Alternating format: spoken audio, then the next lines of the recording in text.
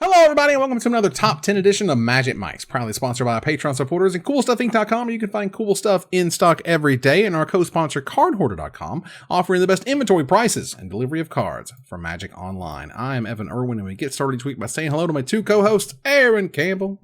Ahoy, mateys. Ruben Bressler. In response, I'm not going to respond.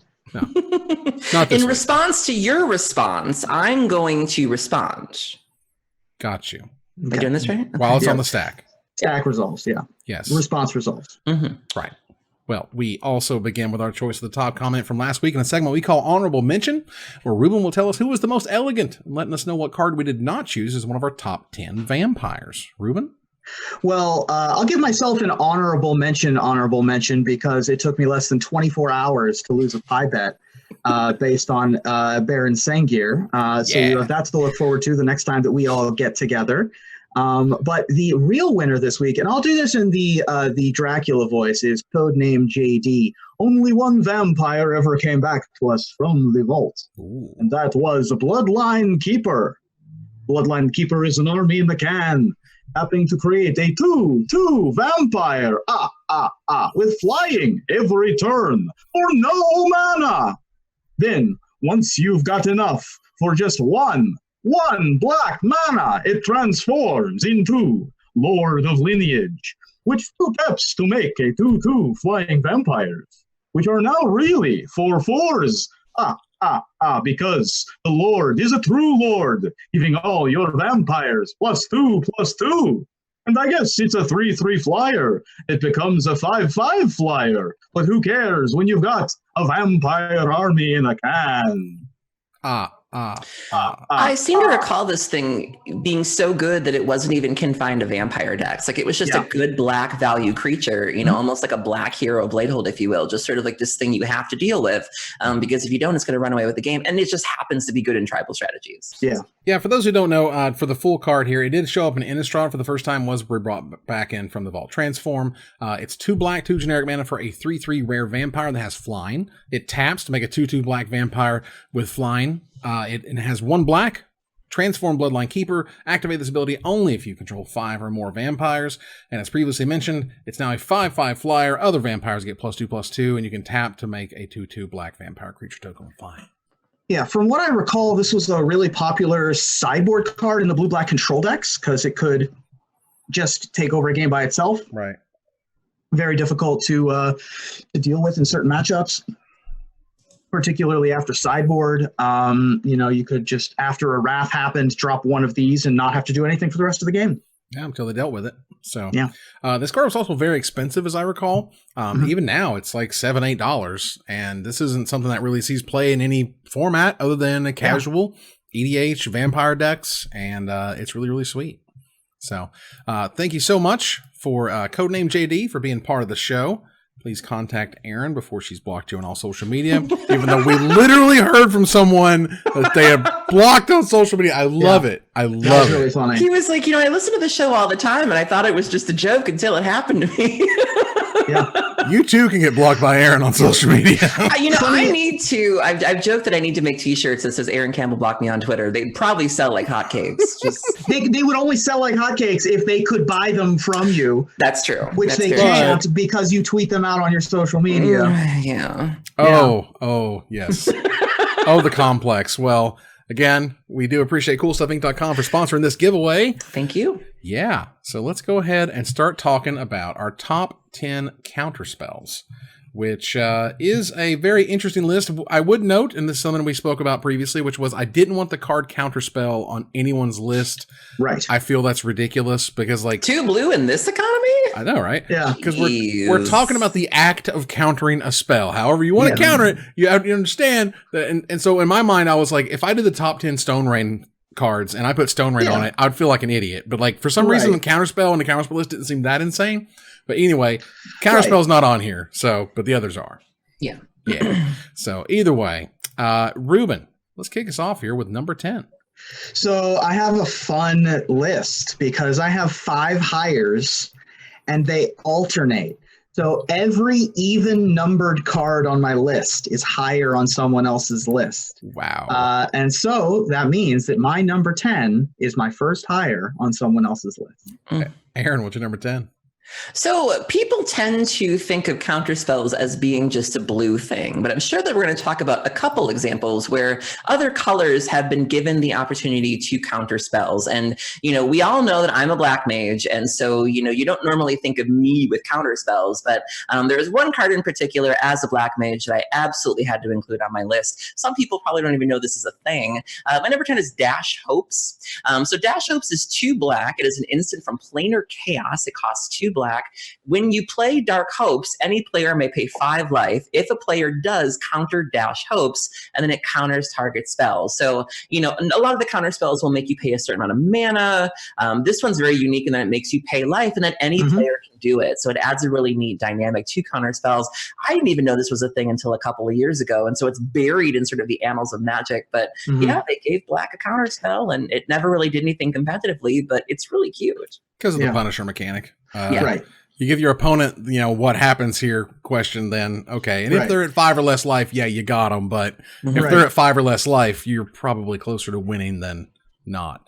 Yeah. So this was in the same set as Temporal Extortion, which was a time walk unless your opponent paid half their life rounded up. And I think there was another Punisher black card in Planar Chaos, but I can't remember it off the top of my head. There is also another mono black counterspell, which I don't want to name in case it's on Aaron's list. But it does exist, and I've played it in EDH before. I can't think of it. It's called Withering Boon. It's from Mirage. It's colorless into black. Got it. It's not on my list. 3 life counter target spell. Yeah, I very nearly put it on my list because I love just going like swamp counter your spell. It's like good clean living. All right. So for my number 10, there's not, you can't say infinite about counter spells, but I do appreciate the sort of the gameplay that they can generate. And my sort of go-to, my sort of number 10 slipped in right there at the end. There's some huge cards on this list, but the one at the end is that one that always gets them. And I had it in my cube for, I'm pretty sure ever. I've seen it in tons of other cubes. It is the ultimate gotcha. It is turn 1. It is Force Spike. Yep. Force Spike is 1 blue mana for an instant common that originally showed up in Legends. And it counters target spell unless its controller pays 1 generic mana. Just one little measly mana. It'll be tiny mana. And you just got them. There are numerous stories about the various Force Spikes. The most famous, of course, being the Pro Tour not countering the turn 2 discard spell, but instead countering the turn 3 Psychotog. I believe this was it Antoine Ruel? I believe so, and Kenji, right? And Kenji. Yep. Yeah, where they held the Force Spike until a turn later, even with the open mana. Which was a pretty spectacular play. I want to say it was Force Spike, like Shota Yasuka or somebody. I'm not sure if it was Antoine.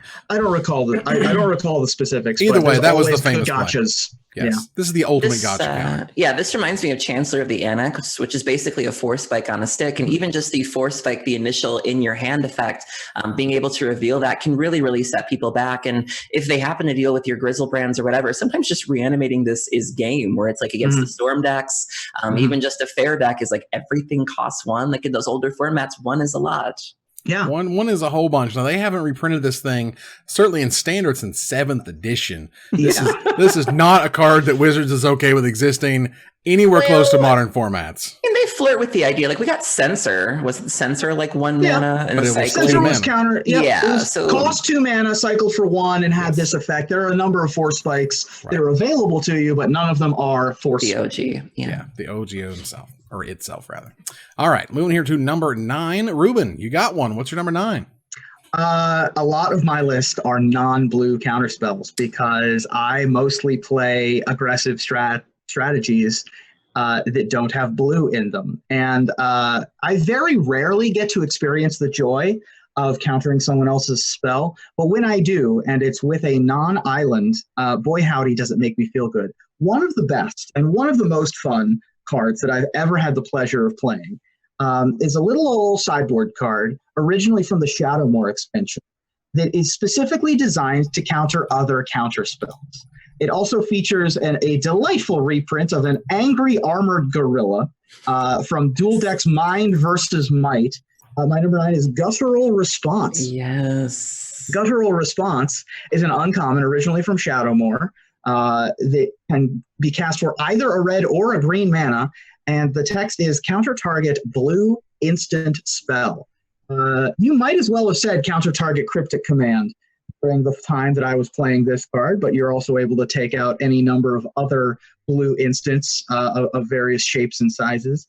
Guttural Response was a staple in many of the sideboards of many of my decks, and it makes me feel very good.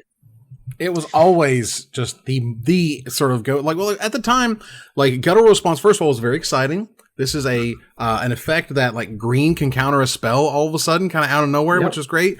Cryptic Command had an absolute hold on the format, and everyone was dying to stop it in any way they could see fit. And it was just a very exciting card in general to show up in Shadowmoor and kind of make its way through Standard really quickly. Yeah. Yeah. It's neat to look at how far we've come, because green has always had this niche of like spells that can't be countered. You know, one of the things we're dealing with right now is Veil of Summer, which is a $7-8 uncommon that is ubiquitous across multiple formats. And so, you know, it's always kind of been there. You know, this is the way for, you know, green and red to deal with things. Vexing Shusher was another thing, you know, can't be countered. And so you want to deal with the blue decks. They have a good suite to do that. Mm-hmm. Yeah, and this card is so aptly named because every time you cast it against a tapped out Cryptic Command, they go, ugh. They give you, in fact, the Guttural Response. A Guttural Response. Aaron, what's number 9? My number 9 is one of 2 hires on my list. All right, then. Well, I guess I'll just have to go ahead and have my number 9 here, because my number 9 is dope. My number 9 is super sweet. And my number 9 was printed in a set, and then they were like, whoa, we are not going to put that back into Standard ever, and it's going to live in Modern, where it's going to see play forever and ever and ever. It's fun because as I was getting back into Magic, like super duper hardcore when the set was released, this card was underrated. No one was playing it, and no one really respected it. And then around the release of Ravnica City of Guilds, there was a Pro Tour where in like every deck that the Japanese brought to the Pro Tour after Ravnica released had 4 remands in it. Remand is amazing. Remand is a blue and a generic mana for a instant. It is uncommon from Ravnica City of Guilds. Counter target spell. If that spell is countered this way, put it into its owner's hand instead of that player's graveyard and draw a card. The ultimate tempo counterspell. Remand was just mwah. This card was the bane of my existence. My first ever Modern deck was Living End, and the last thing you wanted was to be stuck holding on to a Living End because you wanted to cascade into it. And so this was always the biggest middle finger. I remember, if you go back far enough in my Twitter feed, I'm sure you can find me like ranting about, you know, how Remand should be banned at one point, because I was like, you know, it does all of that and you get to draw a card. Like, there's no, you know, most counter spells have a downside to them where it's like you're either down a card or you're down 2 cards, or you have to, you know, there have to be certain conditions that have to be met, but there's literally no downside to playing Remand. You do this thing, you're setting them back a turn, and you get a card. It's just obnoxious. It's incredible, the sort of the card advantage that you get. It's the definition of tempo. It's both players remain at the same place that they were, except for time. And it is boy, is this card spectacular. Yeah, it's hard to say too many good things about Remand. Remand was in my cube from the get-go until the day I let go of it. Remand is terrific. It is, and back then we didn't really have a great tempo style deck. It was, you know, there was some card advantage stuff, and some of that decks had better removal, but there was never the just like, I want to hold you up. Just hold just for a second, just for a second. And that's why no one really respected it, because they didn't know how powerful it is when you can just be like, your whole turn got skipped. I literally just cast Time Walk and drew a card. Like, that's incredible. Yep. So, all right, let's move on here to number 8. Aaron, what's number 8? The neat thing about playing Eternal formats and even Modern is when you see cards that were in Standard that you never thought would take on a life of their own, because a lot of times rotation happens and you just don't see these cards again. And so every once in a while, a card comes out where you're like, this is a thing? Like, oh, okay. And then you see it in action and you realize how good it is, you know, that some cards are able to live past Standard in ways you never would have dreamed of, including my number 8, which is Stubborn Denial. Stubborn Denial is 1 blue blue. It's from Khans of Tarkir. It's an instant. Counter target non-creature spell unless its controller pays 1, which is very Force Spike. And it has this little catch to it with Ferocious. If you control a creature with power 4 or greater, counter that spell instead. The Death Shadow decks love this card because you probably have a big 4/4 body. If you're playing anything with Tarmogoyf, it's very easy to get a 4/4. And so if you would have told me that this card would have seen play in Modern and I think even Legacy at some points, I just would have never believed you. The things that this thing can catch for 1 lonely blue mana, the Delver decks, the things like that. It's Gurmag Angler. It's turned, just so many things where it's like, really? Okay. Just Ferocious as a keyword ability coming through in the older formats. Wild Slash now being the most popular of the burn spells in Frontier, and Stubborn Denial fighting alongside such hits as Gurmag Angler, Tasigur, Tarmogoyf. Not just the standard Savage Knuckle Blades that you're used to. It's always fun to see cards that didn't have that huge of an impact in Standard do continue to get a second life after Standard retirement, and Stubborn Denial is definitely one of them. I appreciate, just sometimes you just get them with the Force Spike ability. You're just like, that. Oh, yeah. I don't need a creature with 4 or more power. Right. That's it. You're out. You're tapped out. Thanks a lot. Right. Thanks for playing. GG. All right. Ruben, you do not have a number 8 because it is right. higher. It's an even number. I also did not have a number 8. So, Aaron, you had the number 8 spot to yourself. That's fine. We went here to number 7. Ruben, what's your number 7? My number 7, you'll notice a pattern, is not a blue card. This is one of the first cards I remember countering a spell with. Very early in my Magic career, I mostly played creature decks or fast mana, as I very quickly realized the power of Land War Elves and of Artifact Ramp. And one of my first true competitive decks was a deck I believe was called Suicide Brown.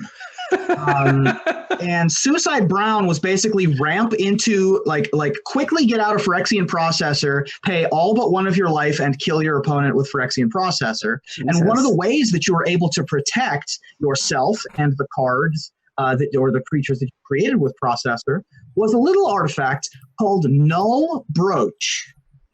Null Brooch is an artifact originally and only printed in Exodus. It's a rare.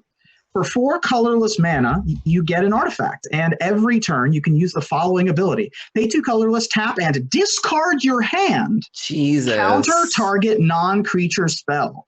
So every turn, and in that deck, your hand was just empty, so it didn't matter. And most of the time, it didn't matter. But basically, you would get up to your 6 mana, drop a Null Brooch, and say go, and then you'd have all of your mana up, and it wouldn't matter. I've countered so many spells with a Null Brooch. It's the kind of card that when it hits the table, you're like, what does that do? That's stupid and bad, but I just can't win anymore ever. Jeez. It's only $1 too. My Muldrotha deck would love this in EDH. You're going to dump your hand anyways and then just have a permanent that counters things. And because she brings permanents back, if somebody deals with it, you're just going to have a permanent. It's a great one. Yeah, you should definitely have Null Brooch in your Muldrotha deck. Classic art, $1? It's Null Brooch. Brooch? That's Brooch, buddy. That's a 2 words. It's the irony of Evan teaching someone how to pronounce something. I've always pronounced it brooch because it's like the kind of thing that goes on your shirt, right? But that's a brooch. That's a brooch. Okay, I've heard both pronunciations, so you've heard an incorrect pronunciation. I'm really glad that Evan broached the subject, though. Saw what you did there. See? Well, there you go. Very nice. Very nice. And Null Brooch, in and of itself, it is a terrific card. Sort of they've never made anything close to this. This weird, multiple, many times over, you can have this same counterspell effect on an artifact. Mm-hmm. This is some of the weird stuff they used to make. Essentially, that they don't make them like this anymore. Yeah, because this card's weird and annoying. It's odd. Yeah. Aaron, what's number 7? My number 7 is a card that makes me feel so alive, even though I know it has the capacity to kill me. This is one of those cards that has a downside, and nothing's more black than being able to cheat death. My number 7 is Pact of Negation. So Pact of Negation costs 0. It is from Future Sight. Pact of Negation is blue. Thanks for the reminder, Wizards. Counter target spell.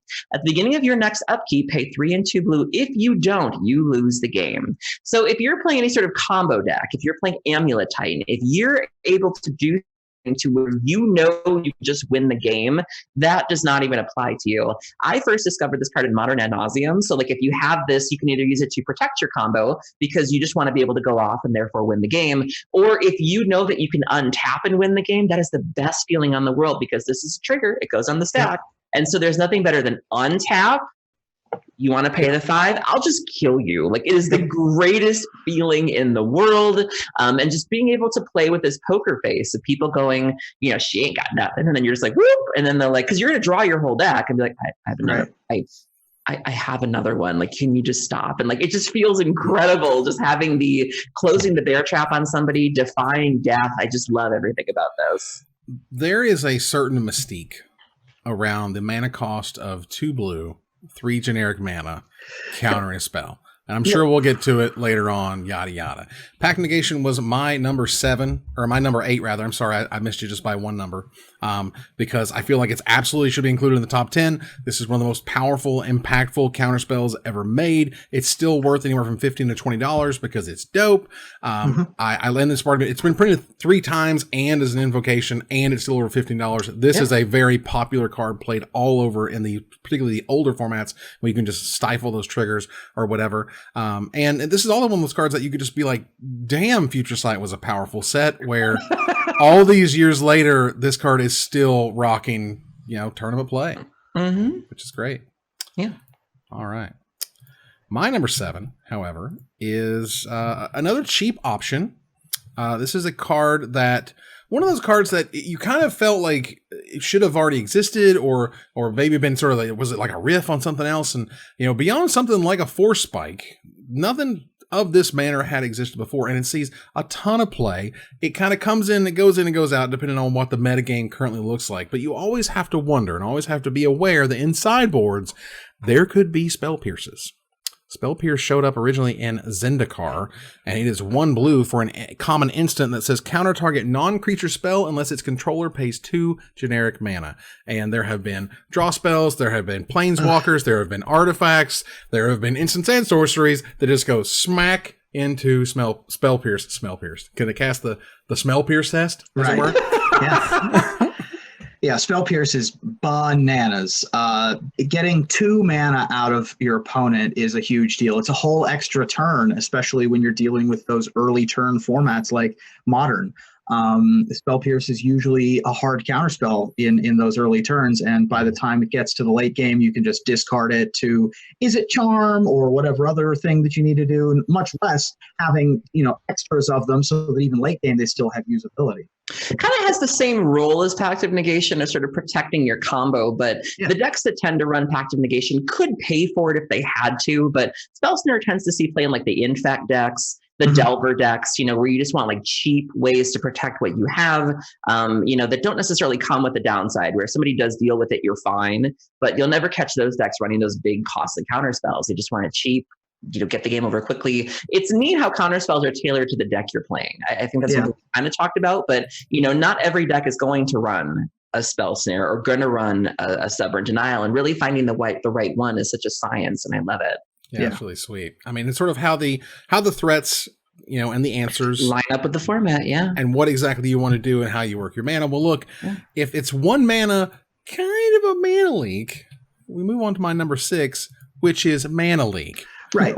Mana Leak almost snuck in my top 5, but there's just some giant monsters in there. And I would literally call this Lapilli's Folly, which is he printed it in Magic 2011, but he also printed it in Magic 2012. Tom Lapilli was the lead developer, as I recall, in both of those sets. And they brought the Titans back for another year, which I think was a mistake. And they brought Mana Leak back for another year. And oh my God, I understand that these days we have Quench. Quench is Mana Leak. Here, let me just tell you what it does. Mana Leak is a blue and a generic mana for a common instant that says counter target spell unless its controller pays 3 generic mana. Originally showed up in Tempest. Is that correct? No, that's a Stronghold, I believe. Stronghold. You are totally correct. So originally showed up in Stronghold in Tempest block, and was fine, But as the modern era has kind of seen, and nowadays we have Mana Leak for 2, which is Quench, but there is such a giant chasm between paying 2 more for something and paying 3 more for something. And I know it sounds weird, but it is unbelievably stifling to a format for you to ever try to resolve a 4 to 5 to even 6 mana spell when Mana Leak exists in the format. It is just unbelievably annoying. It's why Cavern of Souls was printed, was partially so you could actually resolve your friggin' Titan, because like Delver had just gone completely bananas, because this is one of the best, if not the best, tempo counterspells that exist beyond Remand. If you don't got a Remand, you definitely want a Mana Leak. This was a card that, you're right, it did not have a huge impact the first time it came around, and Quench has not had that big of an impact even in its current iteration with its backup, but that's mostly because Delver of Secrets existed.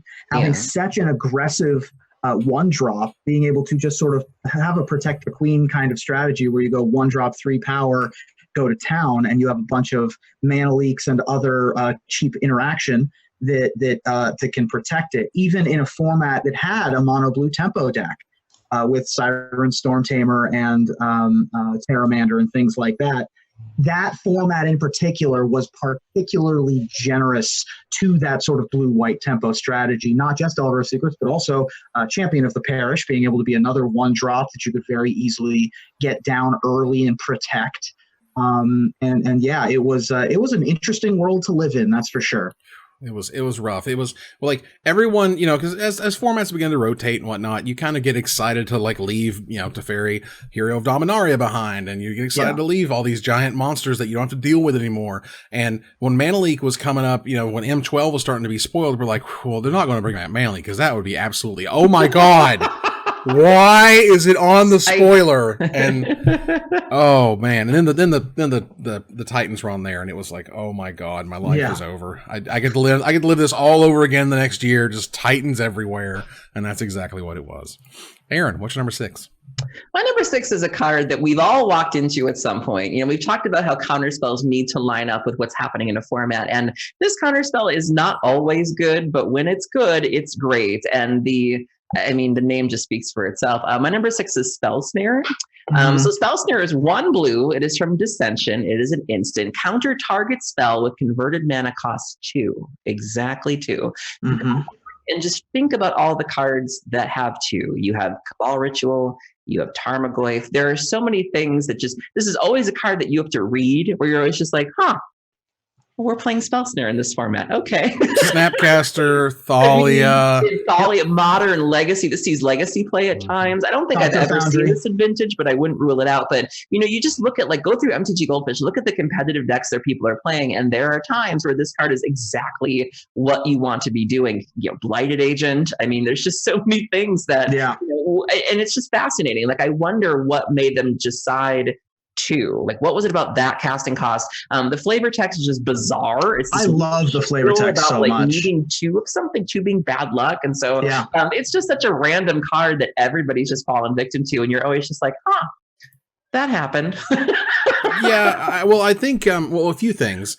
If you note here in the artwork, that is a Watchwolf, and Watchwolf showed up in Ravnica. It was a 2-mana 3/3 with absolutely no drawbacks. There had never been a 2-mana 3/3 with absolutely no drawbacks before Watchwolf, and this to me was essentially a stopgap. This was, if Watchwolf is too good as a 2-mana 3/3 with no drawbacks, then here is your answer. And I think ultimately this turned into, oh my God, this is actually the answer for a lot of formats or the standard format and the older formats moving forward, because it just kind of catches everything between, Tarmogoyf finally showed up and it's like, oh, well, oops, we got the perfect answer for that. It's called Spell Snare, and it kind of stayed that way. That's why it's over $1.50 this many years later with 3 printings. Yeah, I have a very solid memory of being in college and needing 4 remands and 4 spell snares in my small college town, and you just could not find them. They just did not exist. And it took me and my friends a while to be able to all get all of our play sets of spell snares and remands. Card is absolutely terrific. Let's move on here to number 5. Ruben, it's not an even number. So what you got? That's right. Well, it's not an even number, so it's not a blue card. And my number 5 is not a blue card. If you think that force spiking something is fun, boy, let me tell you about mana tithing something. Because there is no joy greater than tapping a basic plains and countering a cruel command, or what have you. Mana tithe. Our second planar chaos common counter spell that is not blue, which is great. Mana tithe is the color shifted version of Force Spike. Counter target spell unless its controller pays 1 for 1 white mana. It did win a Pro Tour in the hands of Mr. Paul Rachel at Pro Tour Amsterdam in 2010, and it doesn't see much play anymore, but it had its day in the sun. This was my number 9. When I think of this card, I think of Bogles in Modern because they are not opposed to running this card. Bogles tends to lean more green-white. There is a blue element to it, but blue is usually kind of a secondary color for them. And so they could run Spell Pierces if they need to, but usually it's not uncommon for them to do this because they don't run very many land either because, everything you want to be doing kind of costs 1. You want your Bogle, you want your, whatever that's cheap, you want your cheap enchantments. And so if you can find a way to sort of disrupt somebody, people don't expect to, get countered by a white spell, and it's a trick. Planar Chaos was like such a crazy experiment. Sort of looking back over the years with the Council of the Colors and how like crazy serious they take at the color pie and what the color pie can do and should do and shouldn't do. And you go back and go, my God, they made a white mana, like a white force spike. That's nuts. Yeah. It was nuts. You could run Figure of Destiny next to this thing. It was crazy. The fact, turn 1 figure, turn 2 pump figure to a 2/2 leave up mana tithe was crazy. The fact that this one is legal in Modern and Force Spike isn't is hilarious as well. It just makes me feel all warm and fuzzy. This is one of those cards that it benefits for being so obscure that if you try to bring like a playset in your Modern deck, like the people just going to run smack into it, just like all weekend long at your event, just smack into Mana Tithe. It's absolutely terrific. All right, we want to hear to Aaron. What's number 5? So up until this point, we've talked about countering spells. We've talked about countering 2-drops. We've talked about countering non-creature spells. We've talked about, paying a mana for a spell. But we've talked about countering spells. And I don't think we've talked about the fact that you can counter things other than spells. And this is another one of those cards that we've all walked into. And when you go back and you look at the decks you play and all of the things that you're capable of doing, now imagine that abilities could be countered. Like that's terrifying. And my number 5 is terrifying. My number 5 is Stifle. So Stifle is 1 blue. It is an instant, originally printed in Scourge. And it says counter target activated or triggered ability. Do you know what I have had stifled before? I will tell you. I cycled a Street Wraith. It got stifled. I had an Icarus trigger on the stack, stifled. I went to do a Cephalid Coliseum thing, and I was like, whoops, stifled. That's a good one to counter. Stifle a Cephalid Coliseum is nice. This is the backbone of any sort of legacy Delver deck. You want to play this in Wastelands because you're gonna waste their lands, and then they try to fetch more. You stifle the fetch. Like that's the big thing to stifle. Hard. We've gotten a lot more expensive versions of this, like Disallow and Standard, but the idea that you can counter an ability like this is bananas. And when I just look back on my history playing this game, and of all the things you walk into, and then you realize, like, damn it. This card used to be crazy powerful. Like this used to be one of the sickest. Most things, this is going to be the sickest things you could do in Legacy. And then they printed this card called Counterbalance. And then Counterbalance with Top made Stifle so much harder to play. I'm not saying it saw no play. I'm just saying it was like a day in the sun versus like it's kind of like a niche thing. You're not going to see it as much anymore, but only in the Delver decks. Because Stifle used to just get people left and right. And once you have the enchantment along with the artifact that guarantee you can counterspell a 1-drop, well, there was Stifle right in the middle. So but it was great though. This card is in cubes. This card is fantastic. You're like, oh, you're going to ultimate your Planeswalker? Is that what we're going to do? That's not what we're going to do. Stifle's the truth. I mean, there's no getting around it. Being able to stifling an ultimate is a nice one. Stifling a storm trigger is a thing that exists, and I've done numerous times. It feels really good to stifle your opponent's game-winning stuff. Yeah, just their big stuff or stuff they had to sacrifice in order to pay for the activation. For example, those are always just the most back-breaking things, and I love it. And even today we have Tail's End, which is the unplayable 2-mana version. So I've played Tails Ends before. Yeah. There was a blue-green tempo deck at the end of Standard last season where you played Tails Ends in the sideboard to be able to deal with, Nissas before or after they came down. It's a very pretty tale. All right. Check out the pre-show to get what I just said there. It's fine. It's fine. Okay, look. My number 5, as we move on here, like the adults we are. My number 5, well, if it's going to be bigger than Mana Leak, right? I'm over here, I'm just going like, oh my God, is this bigger than Mana Leak? I'm like, yes, this card was bigger than Mana Leak. The card, like, ran the format. I mean, I'm telling you, from the moment it saw play in the deck that was basically named more or less after its ability, to the day that Circular Logic left Standard, it just ran it. It ran it from start to finish, this stupid card. I didn't even get to play in that format, and just reading about how dumb it was makes me angry. I played that format. That card was silly. Circular Logic has a blue and 2 generic mana for an uncommon instant that says counter target spell unless its controller pays 1 generic mana for each card in your graveyard. But oh, we ain't done. It has Madness of 1 blue mana. If you discard this card, discard it into exile. When you do, cast it for its Madness cost or put it into your graveyard. So this sees play in Pauper in the Tireless Tribe deck. So sort of blue-white. You can kind of make a really big tribe and kill somebody with it. I think it's called the... it has a name. I can't think of it. Face. It's something else. Or Inside Out. There's a couple of them. There you go. And so I love Madness. Obviously, I was not around for this era. I wish that I was. I was trying really hard to pick cards I haven't talked about before because I have raved over Circular Logic before. The ability to, if you have a discard outlet that's free and doesn't require a lot of effort, you just pitch it and then you're like, whoop, here's a 1. It's beautiful. I love the name Circular Logic. It just sounds so cool. It's just a beautiful card from start to finish. I played against this a little bit I played against this like in Extended when Extended existed, stuff like that. Circular Logic in and of itself, just going back and like watching the Pro Tour replays and the Pro Tour matches, like it was just ridiculous. Blue-Green Madness, the deck Blue-Green Madness is such a delight. This alongside Wild Mongrel and Aquamoeba. This Arrogant Worm. And the rest of that delightful deck. This was my number 10. Nice. I was well acquainted with Circular Logic during its time in Standard, and I have fond memories. It is a spectacularly good counterspell. It is good stuff. Let's move on here to number 4. Now, if Remand is sort of like the hot stuff, you know what I mean?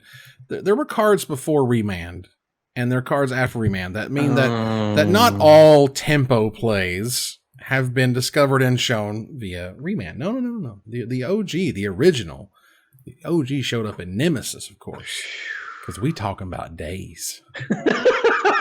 Days is so sick. Days is so delicious. There is no feeling greater. If I'm going to start my list with Force Spike, I'm going to get to number 4 and talk about Days. It's a blue and a generic mana for a common instant that says you may return an island you control to its owner's hand instead of paying its mana cost. Counter target spell unless its controller pays 1. Band and Pauper? Yep, Band and Pauper.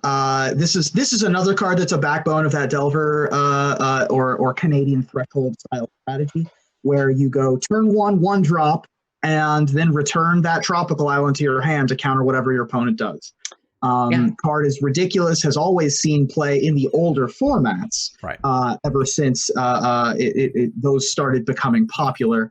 Another one similar to Stubborn Denial, that the older the format gets, the better the card becomes. We printed a bunch and has seen a ton of play, and of course is banned in Pauper at this point because of how good it was. This has started seeing play in Vintage again. I had a Hogak countered the other day where I was like, wow. We are in Galaxy Brain territory, y'all. A friend of mine had a Black Lotus countered where like he was on the draw, and so like the opponent goes first, plays an island. Like most people, he goes Black Lotus and it goes Days. I think we even clipped it because he was just like, "Are you serious?" Wow. Somebody call the cops. Yeah. There's been a murder. So dumb. Days is terrific. I've gotten to play this thing in actual paper in Legacy, and oh man, it is just as good and fulfilling when they run into it. And particularly, there ain't no days like the second days. Oh God, the second days is so good. I do love it when your opponent has like 2 lands in play and they play a 1-drop, and then you daze a spell, and they're like, pay the 1, And they're like, all right, second days. Yeah. Because we know what we're doing. Like, there's no secrets between us anymore at that point. Yeah. It is amazing. Although I have paid for a number of dazes with Simian Spirit Guides. Yes, that feels great. Similarly good feeling. Yeah. True. It's true. It's the opposite, but it's still a good feeling. Well, Ruben, this is an even number, so we don't got one from you. Correct. Aaron, what's your number 4? I've talked a lot about cards that sorry. Days was my number 6. I apologize. Okay, good. So I've talked a lot about cards that I personally have walked into, but sometimes I'm on the other side of the counterspell, and it feels great being able to catch people, being able to trap people in their hubris. My number 4 is Mindbreak Trap. So Mindbreak Trap is 2 and 2 blue. It's an instant trap from Zendikar. If an opponent casts 3 or more spells this turn, you may pay 0 rather than pay Mindbreak Trap's mana cost, exile any number of target spells. So obviously this is good if you're playing against a Storm player because you'll put all the tendrils on the stack and then whoop. But sometimes people just walk into it, especially in a format like Vintage where they're like, Mox in, and there's a little finger under the table where you're like, that's one. That's two. And then you wait and you're like, close the trap. It feels incredible. I've gotten workshops players with this of all things. Like, you'd be surprised. I think this card is criminally underplayed. I think a lot of people only think of this in a Storm capacity, but even in a format like Vintage where you're just doing normal things, you can still catch people with this all the time. And nothing feels better than just closing that bear trap of just like, got him. Yeah, it's a pretty common play pattern to go like land Mox 3-mana Planeswalker and get the Planeswalker with a Mindbreak Trap. Trap is spectacularly good, particularly against Storm, but has a number of other applications. And anything that says that it's free under certain circumstances is going to be good. This is a card that at $6 or so as a mythic instant trap, and they're not making a lot of trap cards. But remember when we really loved traps and we went back to Zendikar and they made 0 of them? And they made none. And that was really cool. We have next year. Hopefully they go back to Indiana Jones planet and we get more Baloth cage traps and arrow volley traps and archive traps and Mindbreak traps on the second time around. All I'm saying is this looks like a perfect card to explode in price one day. And you'll be back listening to this podcast and going, man, he said it was like $6. Are you kidding me? That's like a $30 whatever. Remembers. Yeah. That's right. All right. Move here to number 3. And who shares a number 3? Because y'all share? That's share adorable. A number 3, which is really cool. Aaron, what's our number 3? So, going back to being the Eternal Girl, this is a card that really, I think it's banned in Legacy. It's banned in Legacy, right? Yeah, banned in Legacy. Only sees play in Vintage. But man, you haven't lived. We've talked a lot about having to pay to avoid a counterspell. Pay 1, pay 3. But it's quite another thing to get the mana, to unequivocally counter something, and then be like, thanks for the mana, bro. Our number 3 is Mana Drain. Tell them all about it. Mana Drain is a monster awesome card. I love it. This was one of those cards, and I'll tell you what it does, but give me a second. This was cards that it was just lauded. It was like when I started playing the game, it was, oh my God, Mana Drain. Like, have you seen what Mana Drain does? Mana Drain is the best thing that does it at this mana cost. It's absolutely insane. And you're reading like, oh my God. And then you read the whole tale of the Italian ones and how they were hard to get in English because half the boxes didn't even have them. And it was crazy. So Mana Drain is 2 blue mana, showed up in Legends as an uncommon, thank God, which means we could reprint it. It's an instant counter target spell at the beginning of your next main phase. Add an amount of colorless mana equal to that spell's converted mana cost. So that's a bunch of mana just for counterspell mana. Considering Counterspell was like your baseline in Alpha, and you think of this as an uncommon in one of the first expansions to the game, that's some ramping of power on that level. Yeah, this was my number 4, so we were all right in the same neighborhood. Nice.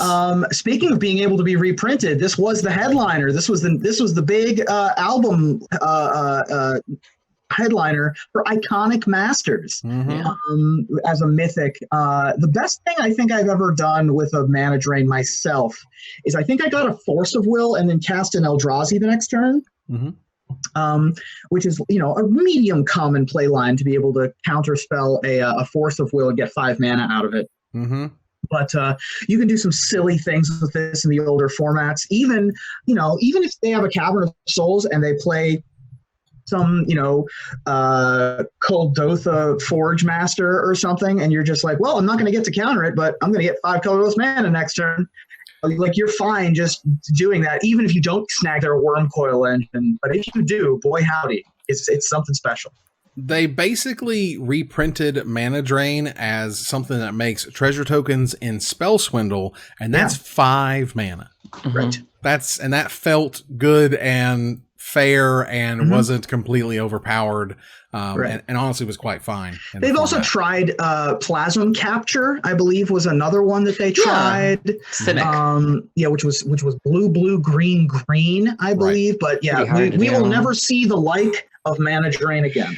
Yeah, and Plasm Capture was very exciting for its time. Oh yeah, but pretty quickly was shown not to be near the power level. Ruben, now that we've covered our number 3, what's your number 3? My number 3 is the only blue card that I have to myself in my entire top 10. Oh, Lord, he coming. It is also green, though, because it's Mystic Snake. Nice. Nice. Mystic Snake, which ties in nicely with the pre-show. That's right. Oh, perfect. And also with Plasm Capture. My number 3, Mystic Snake, originally printed in one of my favorite expansions. It is a grizzly bear and a counterspell stapled together. So you have a colorless, a green, a blue, and a blue for a creature snake. It's a 2/2 flash. It enters the battlefield, counter target spell. Never really got the respect that it deserves in terms of being a competitive card. It's shown up in blue-green decks of various types. It's won a couple of Grand Prix, but it never exploded like I thought it would. It was reprinted in Time Spiral. And it saw play there. It saw play. It did okay. There was a ninja tempo blue-green deck thing at the time. And it sees play in like fairies of all things, because mana is what it is. You can do whatever the heck you want. And so having a creature that outright counters a spell is a big deal. But yeah, definitely one of my favorites, and something that we look back on and go, oh, Mystic Snake was the start of this kind of thing. Yeah. Right. Whereas Frilled Mystic, if you just pay a green instead of a green and generic mana, we get a 3/2 out of it. 3/2 instead of a 2/2, yeah. Right, which is an uncommon versus a rare. And even I don't know if Mystic Snake would be rare these days, quite frankly. But I do know the ability to blink this thing and counterspells is super powerful. It was always super duper fun in Cube, which is great. If you had any instant way to reanimate things and you could reanimate a Mystic Snake out of the graveyard, that was one of the best feelings ever, which I'm sure Aaron can feel that feel. Absolutely fantastic. Mystic Snake is super cool, and I guess it's your blue entry for go around. It's not mono blue, but it's my blue entry. Nice. All right, so let's move on here to number 2. Aaron, what's number 2? My number 2 is the last higher on my list. Well, okay then. My two is also higher. So all right, so I'm guessing that this is your number 8, Ruben. And if it is, kind of feeling a little shame for you. As powerful and unbelievably undeniable that this card is. This card, like, redefined counterspells. When this thing showed up, there was, like, no counterspell before it had gotten anywhere close to as good. And Wizards knew it, and they acknowledged it. And when I went to Aaron Forsyth, and I said, why did you send me a foil textless version of this card that does literal 4 different things? We're talking about Cryptic Command. Cryptic Command is blue, and generic mana for a rare instant originally from Lorwyn. It says choose 2. Counter target spell. Return target permanent to its owner's hand. Tap all creatures your opponents control. Not target opponent. It's all your opponent's control. Or draw a card. So between the ability to look like a dismiss, a 4-mana draw card, the ability to bounce like a boomerang and draw a card for 4 mana, which hadn't been around at that point, the ability to slice and dice the abilities, the ability to tap down your opponents to literally see someone, top deck 3 Cryptic Commands to tap down their opponent for 3 turns so that they can get the win. I have seen that happen. It is amazing. This card is ridiculous. Happened to me. It's like the fairy godmother of counterspells. It's insane. It does everything. That's why it's my number 2. This card's nuts. Good choice. Not my number 8, in fact. Ooh, okay. Very good counterspell. Well deserving of a spot in a top 5 and in a top 2. It did run a format. I mean, it's easy to forget that when this cycle of commands was first spoiled, this one was kind of poo-pooed a little bit. People were all over, in particular, people were all over Incendiary Command, I recall, right during spoiler season, which is the red one, which is the worst of the 5. And people were not terribly excited about Cryptic Command until they realized that blue spells are great. Yeah. And this one does everything. And tap all your creatures, draw a card, tap all your creatures, draw a card, tap all your creatures, draw a card gave me nightmares during Lorwyn Block season because you couldn't beat it sometimes. It's definitely a turning point for any blue deck in Modern. If you're playing Modern, those crucial, 3 or 4 turns, because the mana cost is pretty prohibitive, but once the blue deck gets to a point where it can reliably chain these, the game changes very quickly. And so you either need to kill them beforehand, or you need to get them off the mana so that they can't cast it. Hope to God they don't have the mana, or just be able to wait until they're done crying it out. Wait until they're done. They sort of exhausted it. It's like, are you done? Okay, fine, die. But it definitely is a very pivotal moment in the game when they get to that point. Yeah, I think the other realization, because at the time when it was spoiled, people didn't really understand that they were about to enter a standard where mana was whatever the hell you wanted it to be. Between Reflecting Pool and the Vivid Lands, you could cast any spell at all. So if you're going to cast any spell at all, you'd want to cast this one alongside Cloud Thresher, for God's sakes, which had 4 Cloud green Thresher, mana in its mana symbols. That deck, Quicken Toast, otherwise known as 5 color cards that I own, and like 14 Vivids and Reflecting Pools, was Obscure Command, Cloud Thresher, Cryptic Command. There was a double black spell in that deck that I'm forgetting the name of. Probably Profane Command, I'm guessing. Possibly Profane Command. Could have been something like Damnation. Yeah. Also, it was ridiculous. It was crazy. So when mana cost doesn't mean anything, Cryptic Command gets even better, and that's scary in and of itself. Ruben, let's move on here to drumroll. Your number 1. I believe this is the spell that has countered the most spells in my history of playing Magic. I'm not known for much on a competitive level, but I'm known for my love of Painter's Servant Grindstone in Legacy. And in the Painter's Servant Grindstone in Legacy deck, I play a counterspell. I actually play 2, but this one in particular. It's also in the sideboard of a number of decks in Legacy and in Vintage. It is able to counter any number of most of the other counterspells on the list, much less things like Dak Fade-In or Jace the Mind Sculptor or other things that are super popular. My number 1 is Red Elemental Blast. Wow. That's quite the counterspell you got right there. That's right. Choose one. Counter target blue spell or destroy target blue permanent. It makes me feel so good, you guys. I'm so happy. Yeah, I feel so happy. Yeah, so how do you feel? Where do you stand on the Pyroblast versus this divide? So the difference between Pyroblast and Red Blast, other than 99% of the time they are exactly the same, is that Pyroblast says counter target spell if it is blue, or destroy target permanent if it is blue. And so Red Blast has it can't be like misdirected in the same kind of ways. Okay. But Pyroblast, on the other hand, can fill up your graveyard if you just need to get something into your graveyard to grow a Nimble Mongoose or something along those lines.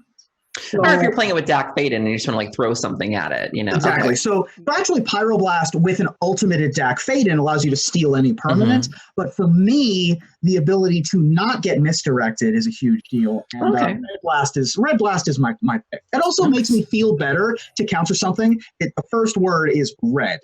And that makes that just makes me happy. So and for those who are curious about the difference here, Pyroblast can technically counter, you can try to counter any spell. You can actually target any spell. Now it's not going to counter it because it's not blue, any permanent. But you can also target permanents the same way. It's only going to check for if it's blue when the spell resolves. So you can technically you can misdirect a Pyroblast to literally anywhere, whereas you can't do the same with a Red Elemental Blast because it has to target a blue spell. It does not give you the option of any spell if it's blue. Right.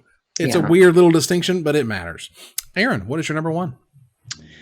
I mean, you know that, my thing is banned and restricted cards. I love cards that see play in older formats, but there's nothing more I love than a card that is so powerful that is not only banned in a format, it's banned in every format it's legal in, or it's possible to be played in, which of course I love. I was very, very sad when the latest ban and restricted announcement came out that affected Vintage, because this card was restricted, which made me very, very sad. I mean, what else can I say? My number one's Mental Misstep. So Mental Misstep is a $2.50 uncommon from New Phyrexia, which costs 1 Phyrexian mana, which is 1 blue or 2 life if you're feeling frisky. And all it says is counter target spell with converted mana cost for 1. Yep. Do you know how many cages I've countered with this? Ancestral Recalls I've countered with this.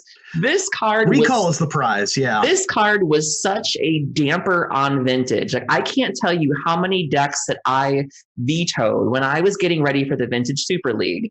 There were so many decks that I could not play because of this card. You hear Dies to Doomblade all the time, but I couldn't play Enchantress because Wild Growth costs 1.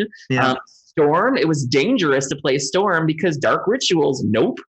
Storm is seeing play again. When you look at the decks that are able to see play now, Fast Bond, was unrestricted at the same time that this was restricted. But had Fast Bond been allowed to be played when there's no way, because Fast Bond costs 1. Right. There's a new Eric's Crab Shack deck, which is seeing play in Vintage. Oh, right, yeah. You couldn't play Hedron Crab with this card was legal because it'd counter your Hedron Crab. And so, say what you will about this card, banned in Modern, banned in Legacy, now restricted in Vintage. But, it looks harmless enough, but when you think of just the decks that are able to flourish now that it's essentially gone, it really starts to make sense. And it's free. And again, go back through Gatherer and look at powerful 1-drops. Swords to Plowshares, this Cage, Mana Vault. I mean, it's wild. This was my number 8. It absolutely warped Legacy for the few months that it was legal in Legacy, and got my first Legacy top 8. You're able to you can get a top with this too. That's right. You can get a top. You could get Noble Hierarch. You could get pretty much every deck. It's the same thing with Chalice of the Void, except for that Chalice of the Void is sorcery speed and costs mana. This was free. You were seeing this in Goblins decks with no way to add blue mana. It was so ubiquitous. Yeah, Pitch Dredge is another great example. Mental Misstep was absolutely a mental misstep in the design process because it is completely busted. Phyrexian mana is broken. It's busted. Yeah. It was never good. It was never okay. It was never the right call. Nope. Getting spaceship. No. That is a terrible mechanic, and they should have never made Phyrexian mana. It's just so bad. Sometimes you just want to feel alive, Evan. You just want to feel something. You want to feel alive, so you have to pay your life to do it. Well, sometimes it can snag a top, but it can't always snag a bottom now, can it? Oh, move on here to my number 1. Get a little frisky with number 1. Look, there is one card, which clearly is y'all's number 2, but there is one card that just defines how counterspells have been thought about through the years. Because I'm old man Magic, y'all. I learned Magic in 1996. I got to play with all of those old sets when all of the creatures were terrible and all the spells were insane. I got to play Cadaverous Bloom combo right as it busted open, and I got to win tournaments with that thing. I got to see how people would argue with me, sit there and argue all day long about how this card was bad. Because it was card disadvantage. You're giving up another card and a life for this thing? That seems insane. And back in the day, people would quickly trade away Force of Wills for almost nothing. Force of Will showed up in Alliances as an uncommon 2 blue, 3 generic mana for again, uncommon instant at the time. You may pay 1 life and exile a blue card from your hand rather than pay this spell's mana cost. Counter target spell. That's what it does. It's iconic This is beyond a iconic. safety valve. This is a safety valve of formats. You know, one of the biggest complaints about Modern was people were like, we don't have Wasteland to really deal with the Tron decks because everything else we have gives them something, or it's just not fast enough. And we don't have any way to be able to counter a lot of these other things that people are doing. And so they gave us Force of Negation, which is cute, but Force of Will is really what keeps degenerate people like me at bay, where, you know, if I'm playing Dredge or I'm playing Storm, you know, Belcher is one of those decks. It's like, do you have Force of Will? Because if you do not, you are dead. And so there are so many decks that would be allowed to run rampant and cause havoc if it weren't for Force of Will in the format. And so still going for over $100. The Alliances version, the Eternal Masters version is actually worth more, about $30 more, give or take. And so, you know, say what you will about it, but it takes care of everything you need and keeps formats healthy. It's just one of the ultimate skill testing counterspells that I think have ever been printed. Yeah. When do you counter? When do you force? When do you not force? Do they have it? Do they not have it? They're the rare occasion when you can like cast it for 5 mana the old fashioned way and it's still great. You know, like it's there in the clutch, and Force of Will has always been an amazing card. Also, something to think about when you're playing like a painter deck, you want to be careful not to name blue because then it's like, whoops, everything's blue, and that's right.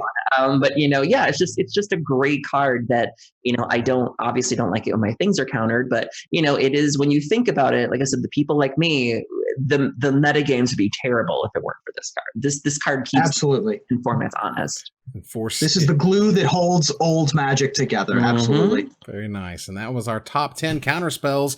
You'll see them on screen now for your review. Take a look at my list, Aaron's list, Ruben's top 10, and we want to hear from you about what card we did not talk about. And we'll select our favorite to win a $50 gift certificate to CoolStuffInc.com. But before we go, I want to thank my co-host. Thank you, Aaron.